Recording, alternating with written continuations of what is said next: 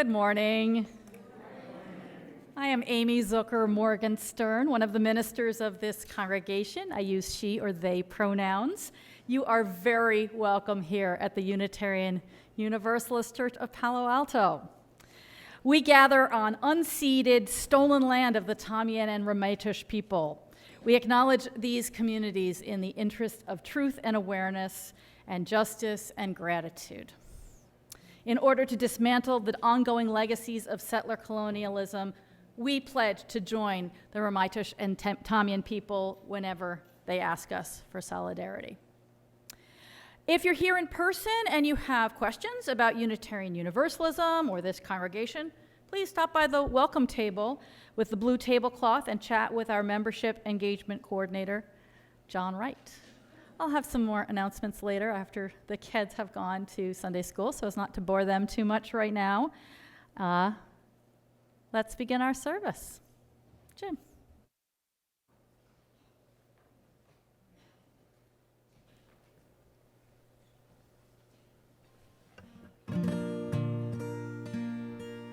The songs I've chosen for today hopefully make me a better folk singer.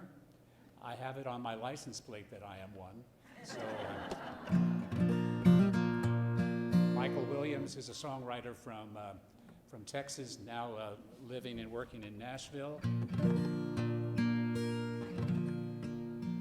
Well, I got to thinking the other day as I saw a balloon float away, saw a balloon float into the sky. I've seen balloons rise above the clouds, but I've never seen one come down again. Where do balloons go when they die? Is there a heaven for balloons, my friend? Is there a place to which they go? Or do they simply fade away into the sky? I think that I shall never know. Is very singable if you want to try it with me. Is there a heaven for balloons, my friend? Is there a place? Is there a place to which they go? Or do they simply fade away into the sky? I guess I'll never know. I guess that I will never know. Now an airplane must land somewhere, a rock that's thrown must fall. A bird must come to rest, this we have learned. But when a balloon begins to rise, trailing its little string behind, have you ever known one to return?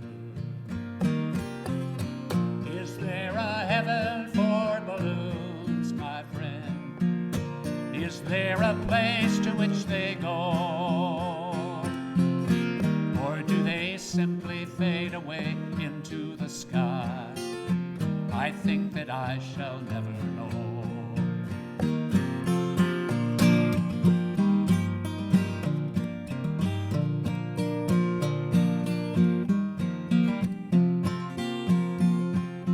Colors beaming in the sun, dancing with each passing breeze, rising through the air into the sky. Then drifting from the soft embrace of gentle clouds it leaves behind, so like a spirit does it climb. Here we go. Is there a heaven for balloons, my friend? Is there a place to which they go? Or do they simply fade away into the sky? I think that I shall never know. Is there a heaven for balloons, my friend?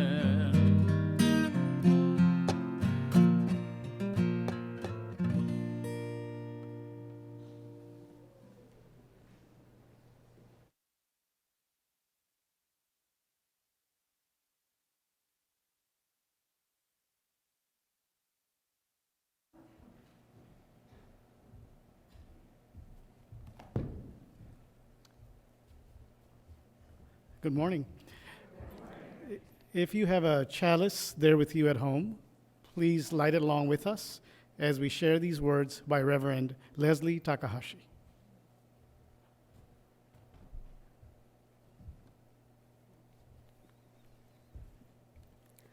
Walk the maze within your heart. Guide your steps into its questioning curves. This labyrinth is a puzzle, leading you deeper into your own truths. Listen in the twists and turns.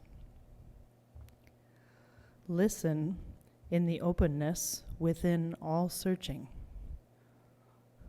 Listen. A wisdom within you calls to a wisdom beyond you, and in that dialogue lies peace.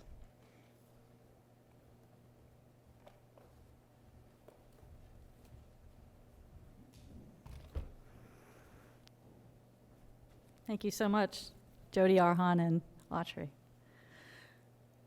With our centering words each week, we draw on the many sources of our living tradition. Today's words are from Pema Chodron, a U.S.-American writer, teacher, and nun in the Tibetan Buddhist tradition. The best spiritual instruction is when you wake up in the morning and say, I wonder what's going to happen today, and then carry that kind of curiosity through your life. As we follow the sound of the bell into silence, we allow ourselves to arrive here fully.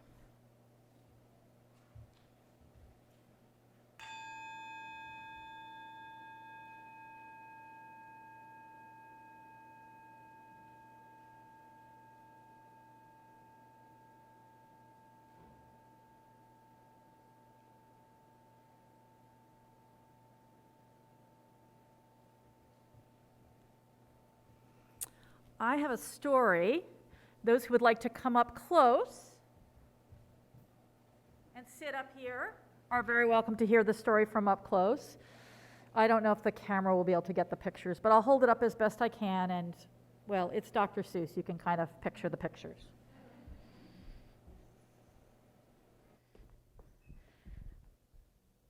Oh, yay. Thank you, Sophia. I hate to be by myself. And you know, I'm just going to keep a bit of distance. I think it's going to be really hard for you to hear me, and for people needing the mic to hear me if I have this mask on.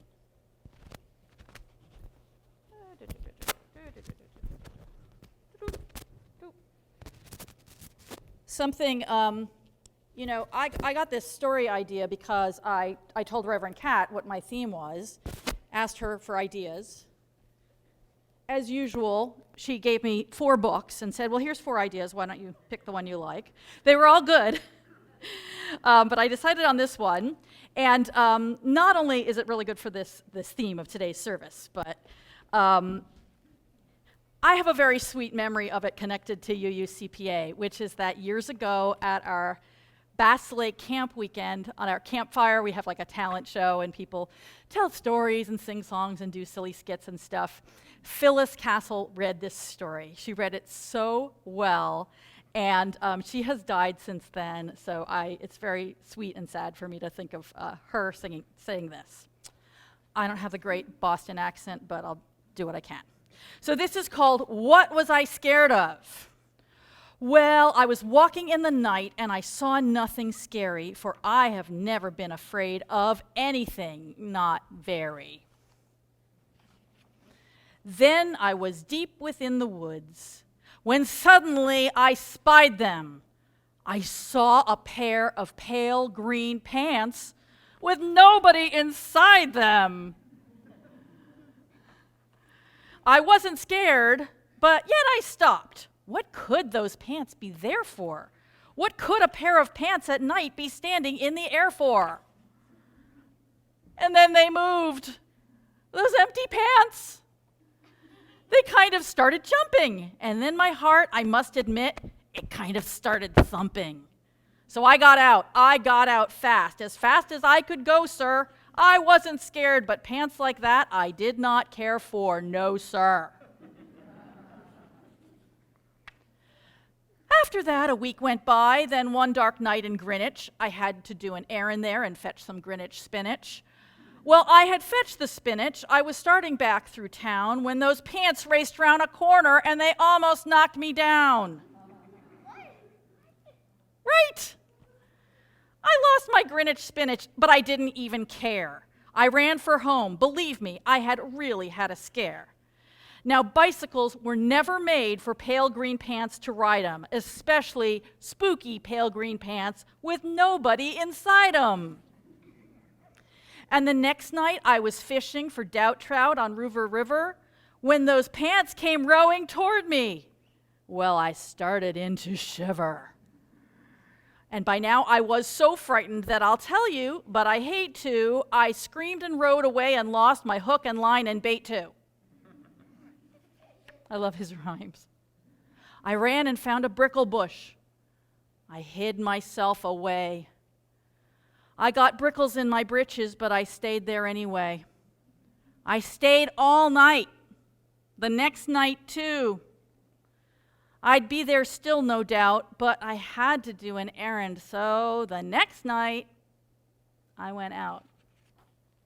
I had to do an errand, had to pick a peck of snide in a dark and gloomy snide field that was almost 9 miles wide. I said, I do not fear those pants with nobody inside them. I said and said and said those words. I said them, but I lied them. He looks very scared, doesn't he? He, she, we don't know what the gender is of this person. Little critter. Then I reached inside a snide bush, and the next thing that I knew, I felt my hand touch someone, and I bet that you know who. Sophia is right. It's the pants. Right inside the snide bush. And there I was, caught in the snide. And in that dreadful place, those spooky, empty pants and I were standing face to face. I yelled for help. I screamed. I shrieked.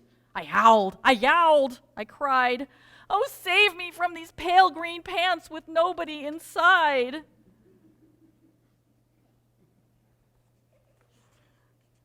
I remember being scared by these pants when I was your age.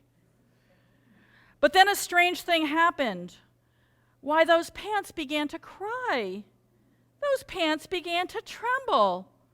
They were just as scared as I.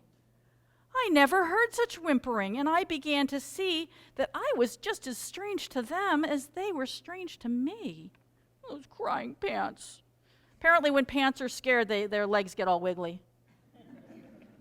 Who knew? I put my arm around their waist and sat right down beside them. I calmed them down. Poor empty pants with nobody inside them.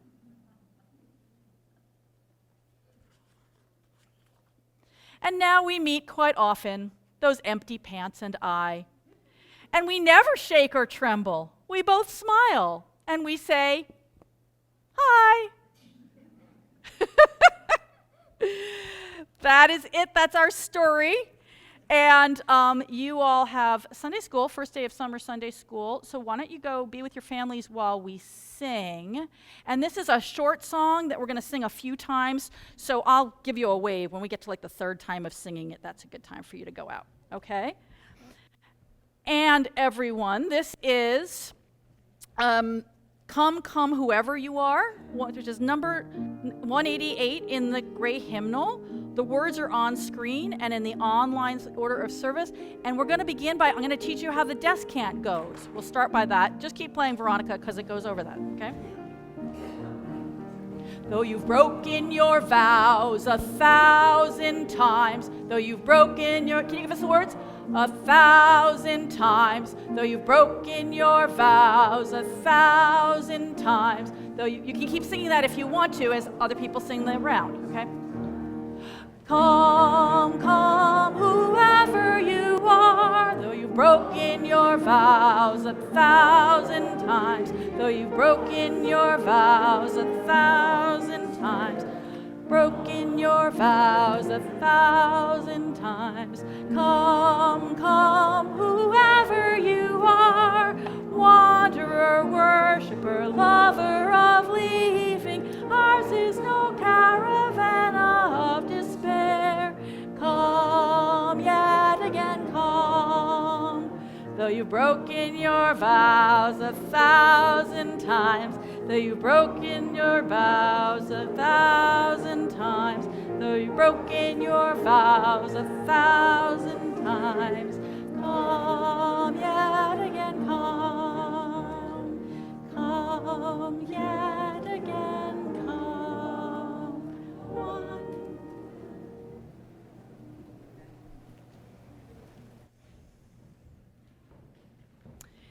Before I say the announcements, I want to please note a change in caring and sharing. There are 2 ways to share now, either posting to the Zoom chat or writing one of these cards. So if you are here in person and you have something to share, you still have a minute or 2 to do the latter. So lots of stuff going on at church that's in your order of service, but I want to particularly invite everyone to Second Sunday lunch today. We serve it, well, I'm not sure. Are we serving it right outside today? Thank you. There's something going on in the fireside room, as you'll hear. So behind the kitchen door here, and then there's places on the patio here and in the lovely garden for us to sit and enjoy.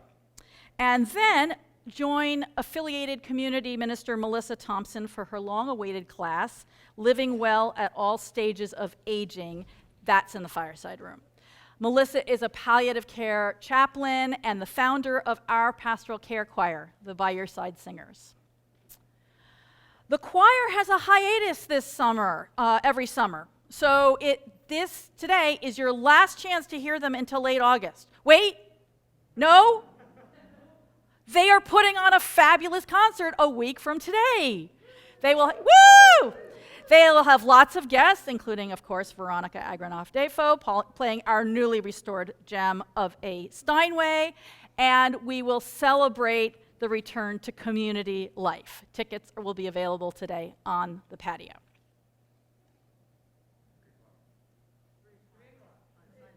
3 o'clock on Sunday. Yeah, you got to go over and get tickets to get all the details. Lots of information there in your order of service, too. If you're reading the paper order of service and you don't have those live links, do go to UUCPA.org to find out lots more after each service. And now we turn our thoughts to the important events of our lives, which we wish this community to share. I have a couple of... let's take just a moment of silence. A long moment. We've heard a lot. Joys and sorrows and great losses, exciting futures. It's good to feel that our lives, our hearts are big enough to hold them all.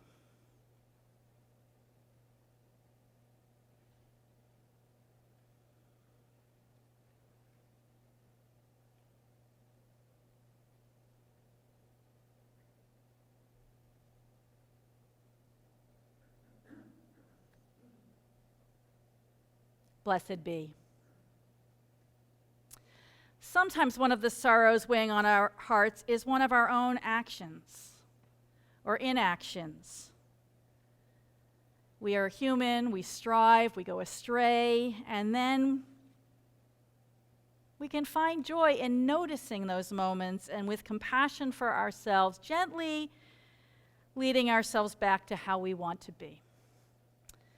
Let us now, in silence, recommit ourselves to this path, whatever path it is that we wish to be on.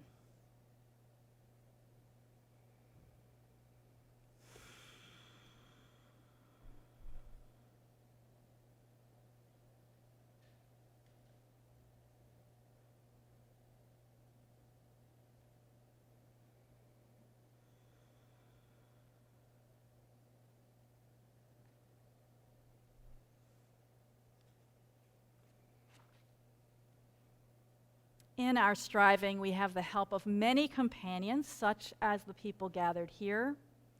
We have the support of our shared hopes and values expressed in the mission of this congregation. It is printed in your order of service right here at this point in the service. Will you join me in speaking the words?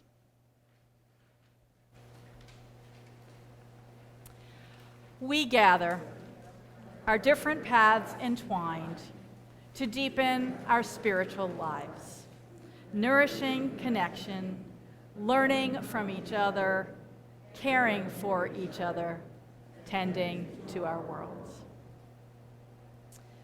Please join in singing Open My Heart, number 1013 in the Teal hymnal. The words are on screen and in the online order of service. Again, it's very short, so we'll sing it a few times. Open my heart to all that I seek. Let me be part of the love you give. Open my heart to all that I seek. Let me be part of the love you give.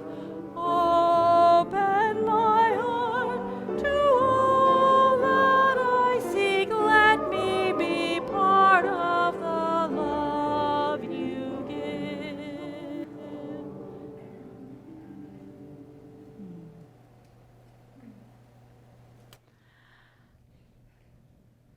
Our reading comes from a blog entry by Jen Petici.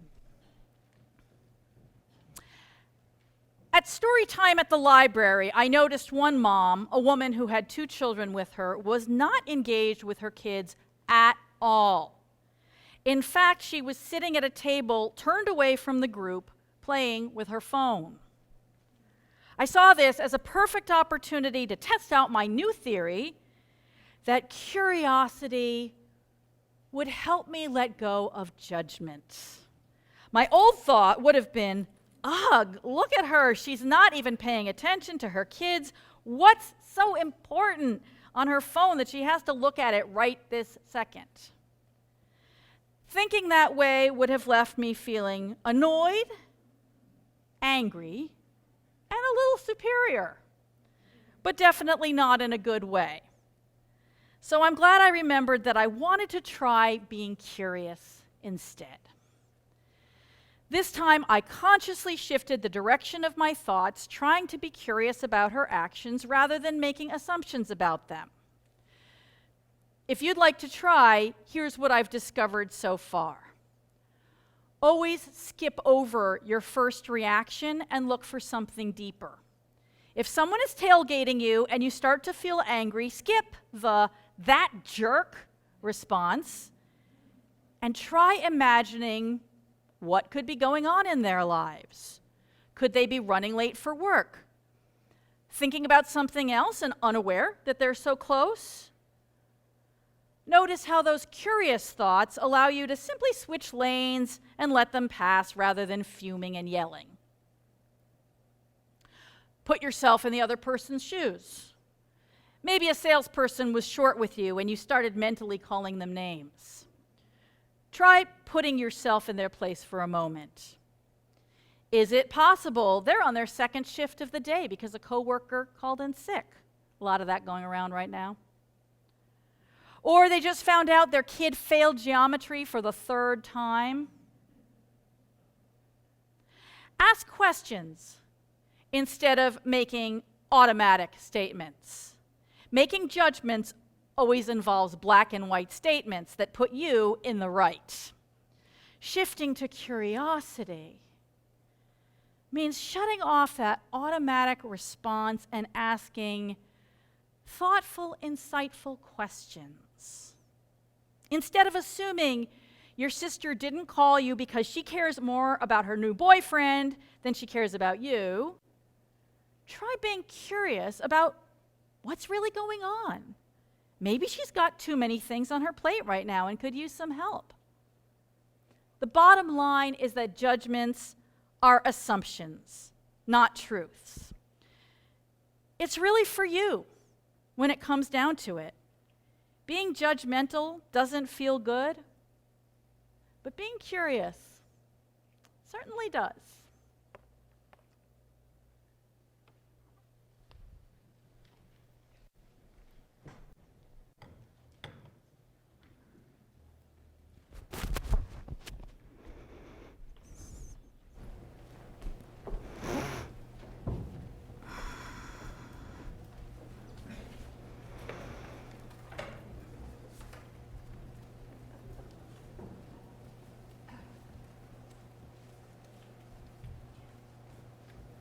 So our anthem this morning, is this on? Our anthem this morning was written during the pandemic, and it commemorates the Pulse nightclub shooting that Amy mentioned a little bit earlier. And it mixes familiar words from Paul's letter to the Corinthians with new words by Lin-Manuel Miranda.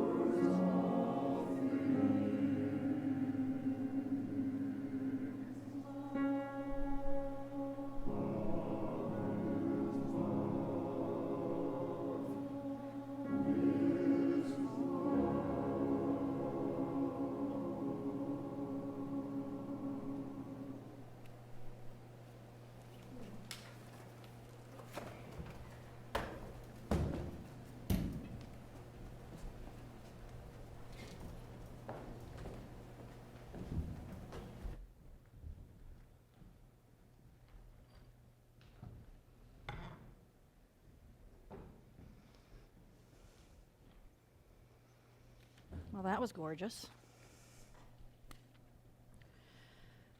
For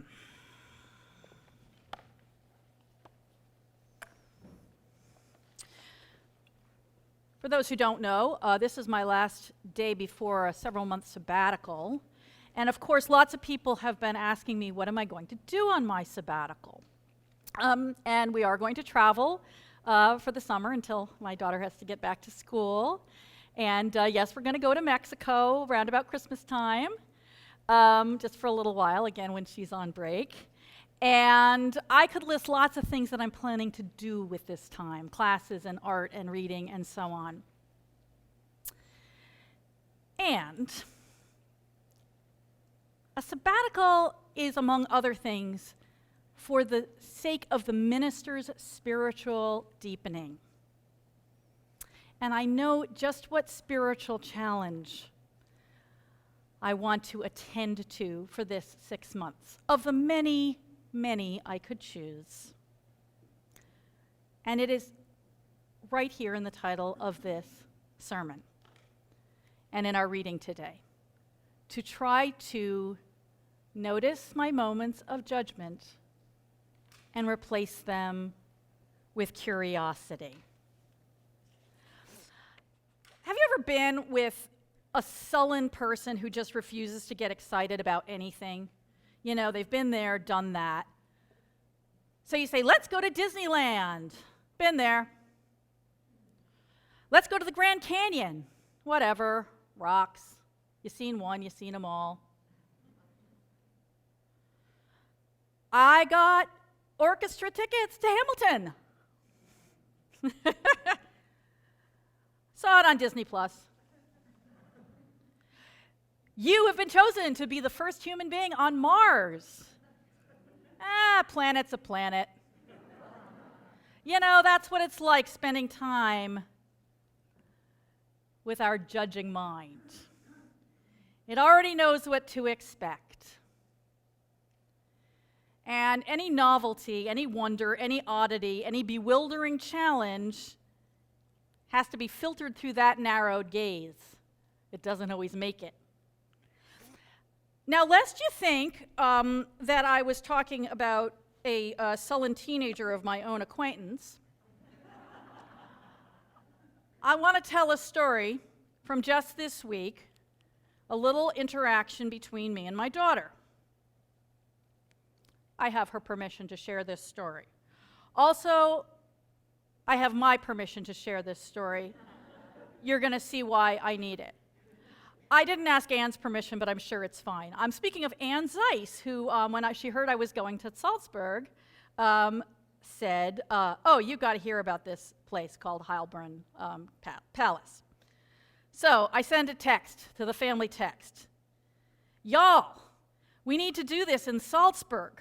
According to the person who told me about it, the main surprise, because the website talks about the surprise, the main surprise is that you get sprayed. Sounds like a treat on a hot day, and I posted the link to this website all about a palace whose grounds are all fountains and so on. And then I posted something else. I said, I don't think I want to do this, but I must point out that we could literally get back to the salt mines, and talked about a salt mine that's in Salzburg. Response from Indigo. So, it's an old castle and park with a museum and some cool fountains. Next text. Wow, great. Now, you know, it's hard to read into a couple words, but honestly, when you get a wow, great, you know what it means.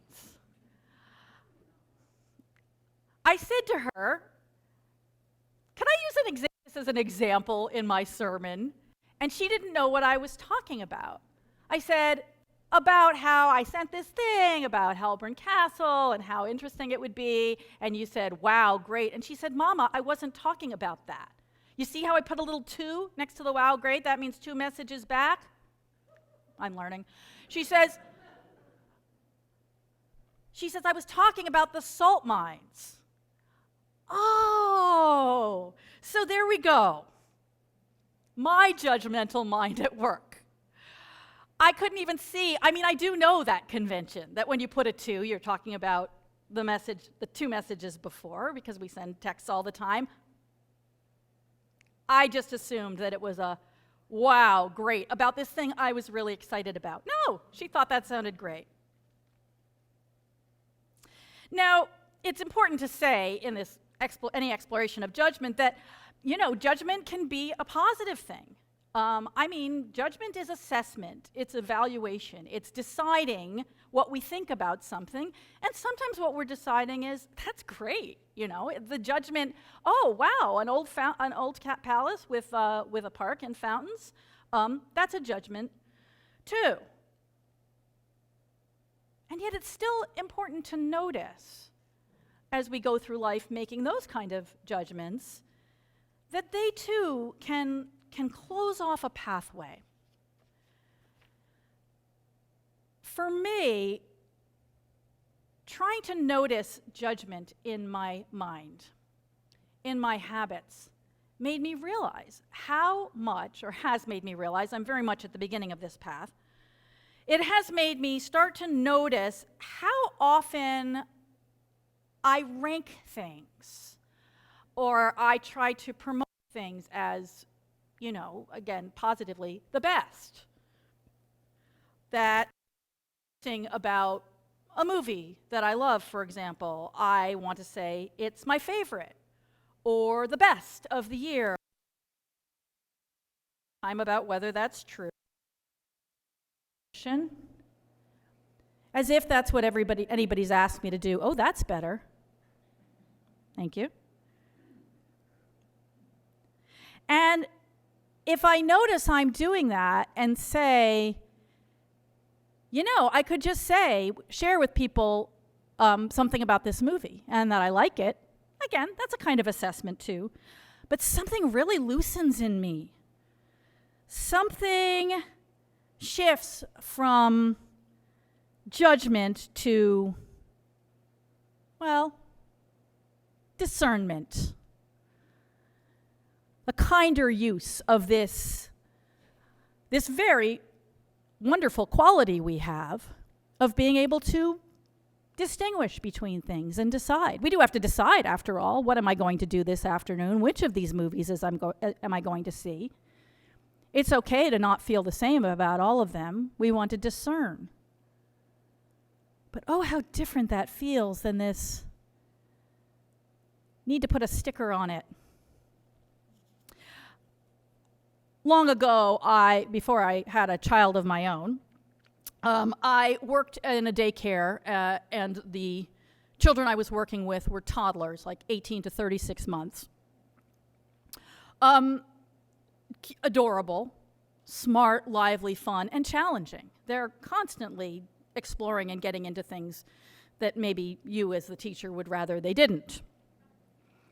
So our director one day just gave us an exercise of trying to get through a day in our room with those toddlers without once saying no.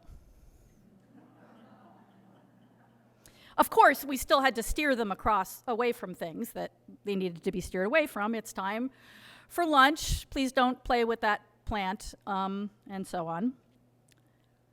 And so it was a great challenge to find positive ways to respond, to redirect.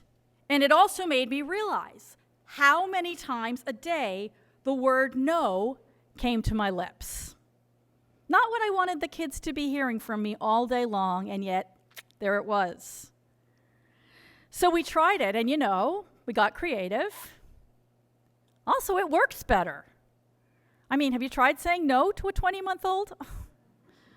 If you want a toddler to stop playing with the plant, honey, you might drop that, you might break it. The plant is sensitive. If you break its leaf off, you're going to hurt it. Doesn't usually work very well. Not at that age. Older, it does, but not at the age we were working with.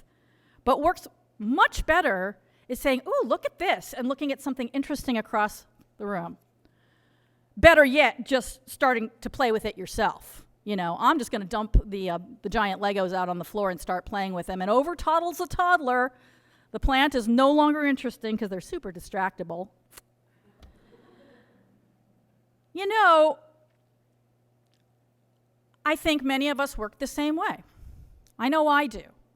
I find it much easier to shift to something positive than to stop doing something that I want to do, which is why the positive alternative to judgment works so well. Instead of, do you notice yourself judging? Well, stop. You know, do you notice yourself judging? Oh, get curious. Some people would say get empathetic, get compassionate. And those work really well too. For me, curiosity tends to bring them all together. That I can't get curious about a situation, which may or may not involve another person, of course. But if there's another person involved, I can't get curious about it without starting to put myself in their shoes, starting to imagine. What's it like to be pale green pants with nobody inside them? With judgment, it's like when we come into a situation saying, I'm going to decide what I think about this. I'm going to evaluate it. We may not know what the answer is to that yet, but in a very profound way, we already know where the path is going to go, or we think we do, because we're applying what we already know. We're bringing our own standards, our own whole worldview, and we're saying, where does this fit in? Where does it fit in with what I already value? Where does it fit, or where does this person fit with what I already believe? I already believe that a woman who's on the phone during story hour is doing something trivial when she should be paying attention to her children at the story. What if I just opened up and said, I don't actually know? Well, that's when the travels get really interesting. We start to go places where we don't know what we're going to find there. And the Dr. Seuss book suggests what happens when we think we know what's going to happen. We get stuck. I mean, that little critter stays in a brickle bush all night, and then the whole next night, I mean, that does not sound comfortable. It sounds scary and awful, but they can't move on because they've already figured out that something bad is out there. Another thing that it's important to think about judgment, and that you might really notice when you start to notice your judging mind, is that first and foremost, we judge ourselves. And it's good to keep that in mind if we're going to start noticing judgment. Otherwise, it's just, oh, caught myself judging bad Amy, right? Well, that helps. No, just to notice. Oh, I'm really making assumptions about why my sister didn't call. Whew. God, I always do that. Oh, and here I am being hard on myself. Maybe I don't have to judge myself either. Maybe I could be curious about why I'm frustrated with myself. Now, apparently, I discovered this when I went looking for readings for this topic. Somebody on Ted Lasso apparently said exactly this: when you want to judge, be curious instead. And you know what sentence popped into my head when I learned that? Damn it, Ted Lasso beat me to it. Like there was a competition. I had to judge between him, whoever spoke it, and me. I mean, yikes. Okay, so notice that judgment. Open things out. Find out what's going on. Oh, I have this idea that whenever I speak to you all, I should say something that you've never thought of before.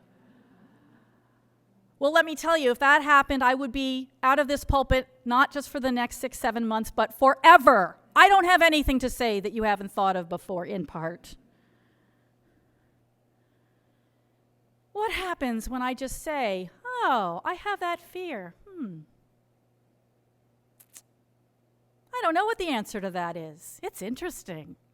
Where might it lead? Is there a heaven for balloons? What does happen to us after we die? Could I just be curious about that? Instead of fearful, or sure that I know, or sure that whatever somebody else knows is just wrong or right? So that's my sabbatical project. Get curious. Find out what will happen. Why don't we is an interesting question. Of course, there's no one answer, even for one person. But why do we tend to judge? And Dr. Seuss's suggested reason is we're scared. And it's an interesting portrait of what happens then, right? That we're scared of the unknown. We're scared of things that are strange. Pants have legs in them. What does it mean to see pants with nobody inside them? And we go right to fear. And then the fear spirals. Because if we're afraid, then we can't check it out. And so we have no way of getting out of this brickle bush we're stuck in.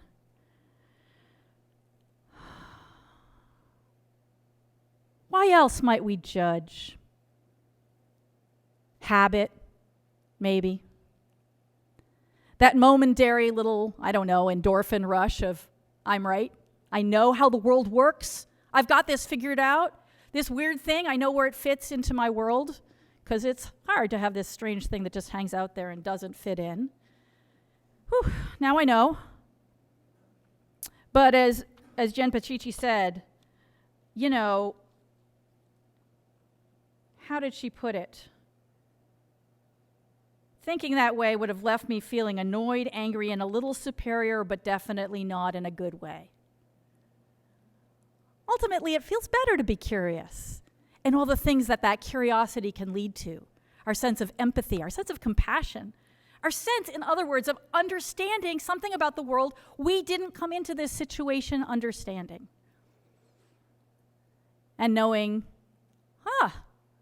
there must be more then down the twisting path that I don't know. I wonder what's there, and I wonder what's there, and I wonder what happens if I turn this corner. I find that in creative endeavors, judgment's a killer. I start to do a drawing, and I think I know where it's going to go, and I don't like it already. I think, I don't do this well enough. All the fears come rushing in. Maybe you've known that with your work. I know what's going to happen when I talk to this coworker about this conflict we're having. It's happened before. We've been down that technological road. There's no point. And of course, again, we have to discern. We have to decide. Of all the things I could do right now, what's a worthwhile thing to do? But if we can just notice, when are we judging instead of just discerning? Well, I'll tell you what happens with the art. When I say, never mind, just explore. You don't have to show this to anyone, right? Trying to talk myself out. You don't have to, there is no judge. There's not going to be a contest. Ted Lasso is not going to know what I drew. And neither is anybody else if I don't want them to. So just explore. Just get curious and find out. Amazing surprises happen. Not that I always like the results, but I always like the path. So you decide what your project is going to be for the next several months, but I hope that whatever it is, it's one that takes you down interesting paths you've never been before. That you get curious. And whenever you think, better not go there. Better not think what a great preacher Peter is. That's disloyal to Amy. Okay, you can think that one. No, I'm kidding. Whenever you have a thought that you realize is a judgment, instead of thinking, don't do that, just think, what's going on there? In the way we want to be asked that question. Not, what are you doing? But, what are you doing? Why? What's going on for you? I will really look forward to hearing what you find out.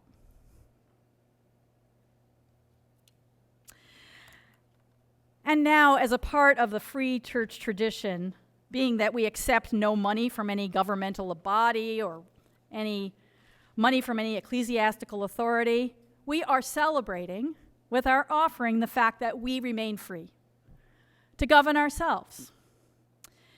In addition to their annual pledges, each week our members and friends may choose to give an additional contribution as a public witness that we are and shall remain a free faith. If you're here, you can use cash or check, or wherever you are, you can use the QR code or text info in the service order of service. You may notice if you have the printed order of service, it says that we are giving to our justice partner today, but the representative of our justice partner, Kathleen Foley-Hughes, was ill. And, times being what they are, she thought out of abundance of caution, she really better not power through. So she will speak to us next week. Today we take up the offering for UUCPA. Please give what you can, and we will gratefully receive it.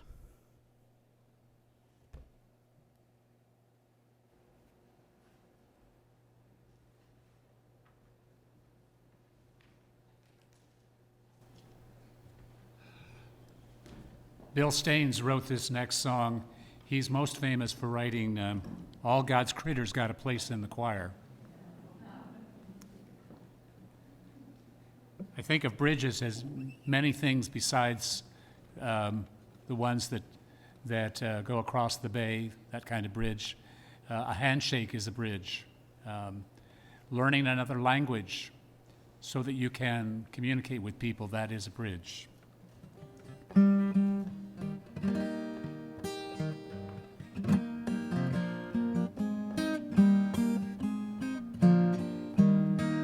There are bridges, bridges in the sky.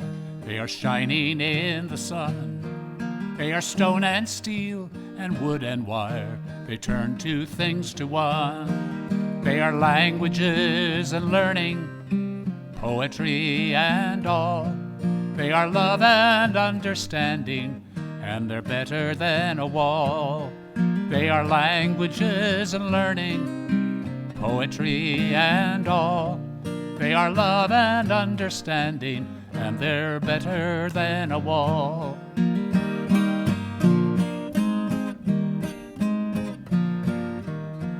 There are canyons, they are yawning in the night. They are rank and bitter anger, they are all devoid of light. They are fear and blind suspicion, apathy and pride. They are dark and so foreboding, and they're oh so very wide. They are fear and blind suspicion, apathy and pride. They are dark and so foreboding, and they're oh so very wide.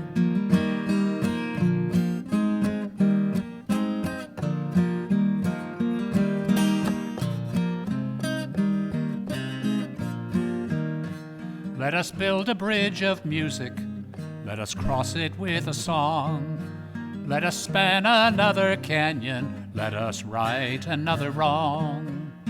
And if someone should ask us where we're often bound today, we will tell them building bridges and be off and on our way. And if someone should ask us where we're often bound today, we will tell them building bridges and be off and on our way.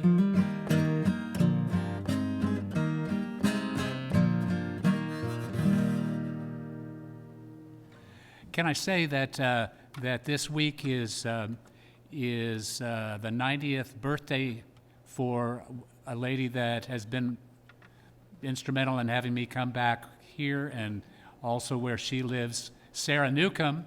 And, Hey. and so that is a joy for me to share with all of you. And the other joy that I can share is that as of 3 weeks ago, my daughter and son-in-law had their first child. I'm saying first.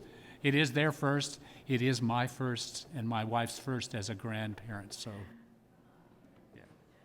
I'm so glad you could spare a moment to be with us when you just want to be with grandbaby all the time. Congratulations, and congratulations, Sarah. Happy, happy birthday. And thank you, Jim. Languages can be bridges, music can be bridges, and an attitude of curiosity is absolutely building a bridge. Let us sing together.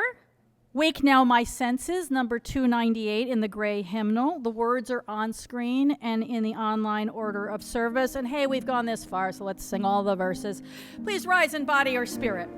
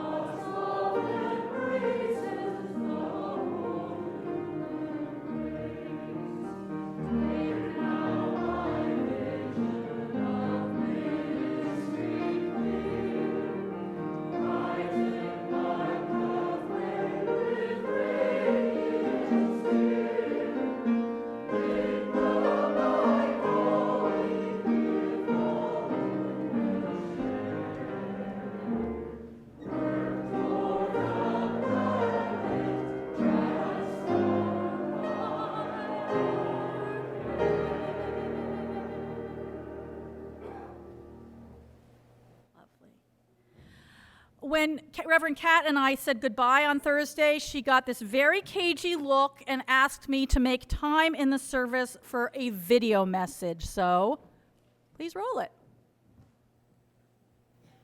This is a special message from and for you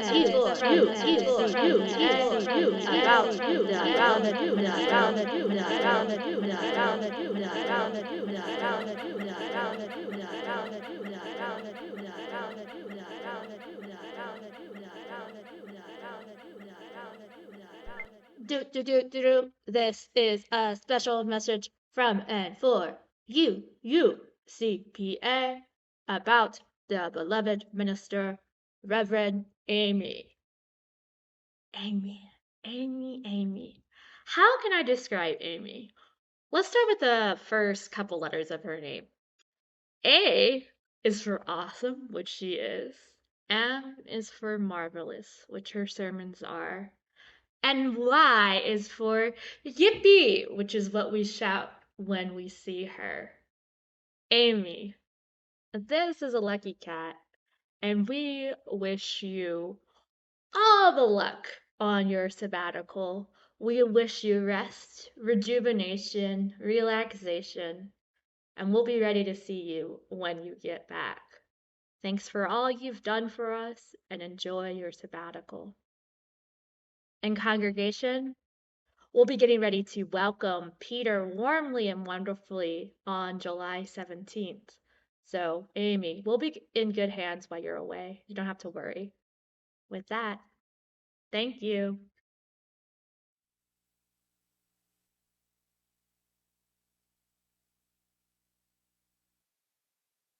Good pause. Thank you.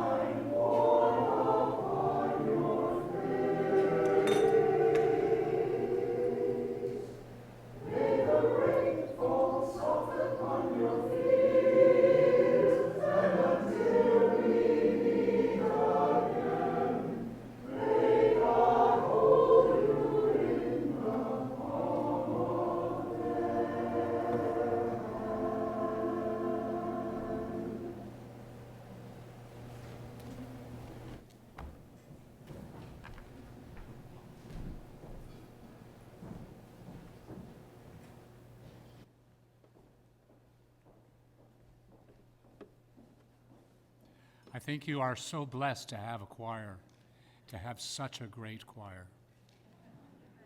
I admire you all. At one point in my life, after we got married and we were expecting our first child, there was sort of a recession, and jobs that I had sort of disappeared. I've seen it happen again in more recent years, but so my wife said, "You'd better get a job."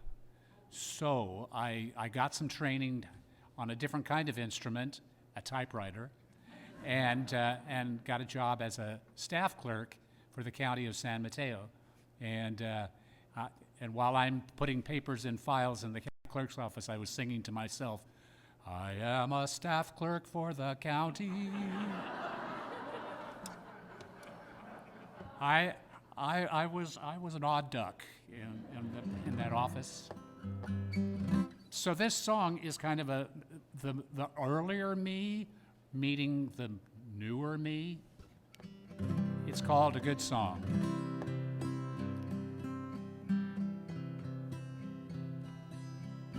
It was July, friend, as I was passing through a small town that was off the beaten track, and at the diner I drank a soda.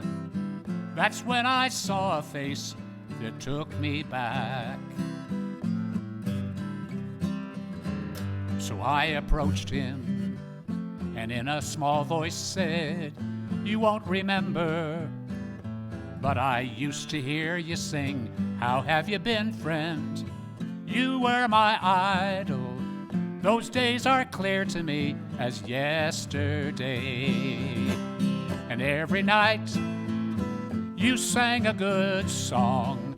You sang it so high, almost never did come down. My friends and I came round to hear you. We helped you sing your good song all night long." Well, that's where you're wrong, friend. For I remember all the small clubs and the folks who came to hear. But something happened. Those days are gone now. Maybe all that's left is you and me. And every night I sang a good song. I sang it so high, almost never did come down.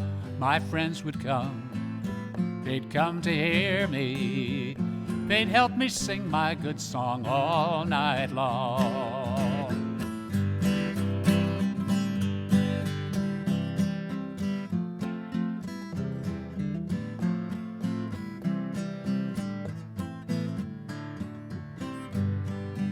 So now you found me.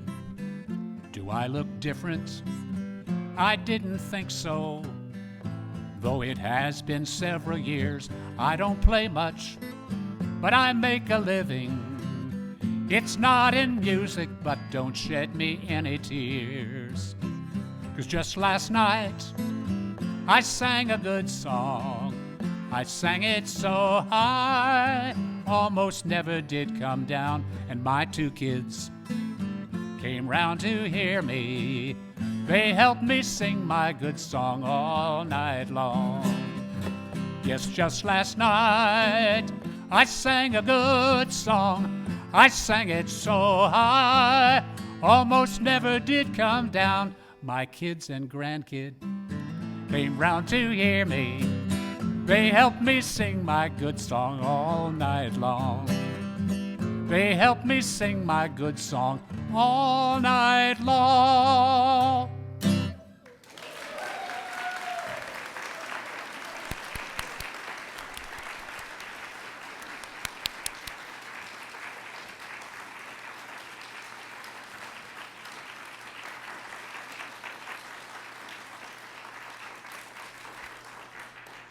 Yay, yay.